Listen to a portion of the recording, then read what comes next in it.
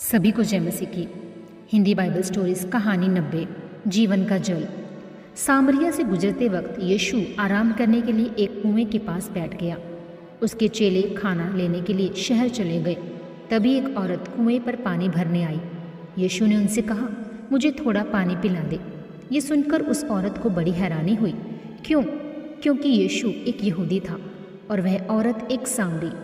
उस जमाने में ज़्यादातर यहूदी सामरियों को पसंद नहीं करते थे, यहाँ तक कि वे उनसे बात तक नहीं करते थे। लेकिन यीशु हर तरह के लोगों से प्यार करता था, इसलिए उसने उस औरत से कहा, अगर तुम्हें मालूम होता कि कौन तुमसे पानी मांग रहा है तो तुम उससे मांगती और वह तुम्हें जीवन देने वाला जल देता। औरत ने कहा, हे प्रभु, कुआं तो इतना गहरा है और आपके पास बाल्टी भी नहीं है, फिर आप कैसे ये जीवन देने वाला पानी दोगे?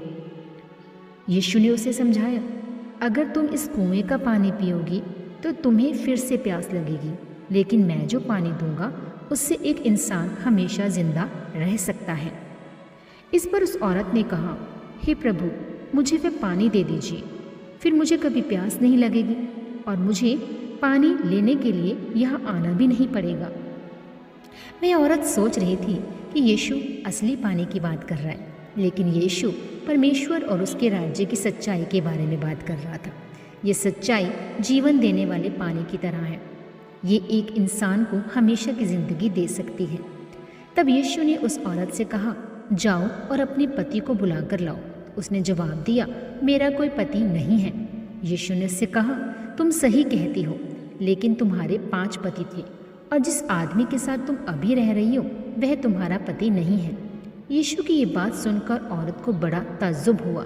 उसने सोचा, आखिर इसे ये सब कैसे मालूम? यीशु ये सब इसलिए जानता था क्योंकि वह परमेश्वर का बेटा था, जिसके बारे में परमेश्वर ने पहले से वादा किया था, और ये सारी बातें परमेश्वर ने ही उसे बताई थी। तब तक यीशु के चेले वापस आ गए। उन्होंने जब देखा कि यीशु एक सामरी औरत से बात कर रहा है तो उन्हें बड़ा अजीब लगा। इस कहानी से हम क्या सीखते हैं? ये कहानी दिखाती है कि यीशु हर जाति के लोगों से प्यार करता है। हमें भी ऐसा करना चाहिए। हमें सिर्फ इसलिए कुछ लोगों को बुरा नहीं समझना चाहिए क्योंकि वे किसी दूसरी जाति के हैं। यीशु चाहता है कि सब लोगों को वो सच्चाई पता चले जिससे उन्हें हमेशा की ज़िंदगी मिल सकती है। इसलिए हमें लोगों को सच्चाई सीखने में मदद देनी चाहिए। इस कहानी को आप देख सकते हैं यूहन्ना 4 उसका 5 से 43 वर्ष, 17 उसका 3 वर्ष में।